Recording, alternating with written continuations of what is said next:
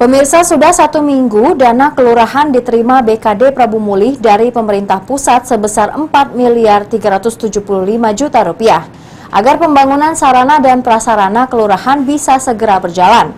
Kepala BKD Prabu Mulih, Jauhar Fahri, meminta kelurahan dapat secepatnya untuk memproses kegiatan dana kelurahan di tahun 2020.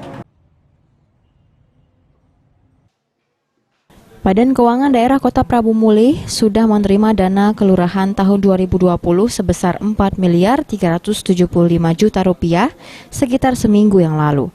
Dana tersebut hanya baru 50% dari dana kelurahan Kota Prabu Mulih.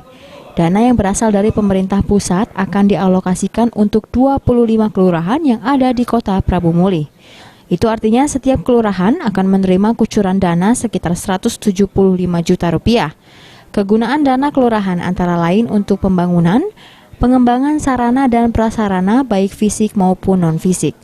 Menurut Kepala BKD Prabu Mulih, Jauhar Fahri, selama 3 bulan lebih, hampir di semua OPD dan kelurahan tersisa waktunya untuk mengurus program jaringan pengamanan sosial untuk menekan dampak pandemi COVID-19.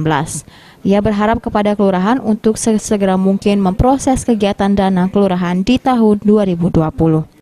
Masuknya dana dari pusat ini, kita harapkan kawan-kawan dari kelurahan atau dari kawan-kawan bagian tata pemerintahan untuk sesegera mungkin memproses kegiatan dana kelurahan di tahun 2020. Jadi kita silakan nanti siapkan beberapa kebutuhan yang diperlukan, mungkin antara lain pertanggungjawaban yang lama, kemudian penunjukan siapa bendahara pembantunya, siapa nanti kuasa pengguna anggaran, PPTK, dasar inilah untuk kelengkapan kami untuk melakukan pembayaran. Menanggapi persoalan dugaan penyalahgunaan pengelolaan dana kelurahan tahun 2019 lalu, Jauhar Fahri memberikan catatan khusus agar dalam mengelola dana lebih berhati-hati, sehingga para lurah melaksanakan kegiatan dana kelurahan sesuai dengan peraturan. Beni Firdaus, PAL TV.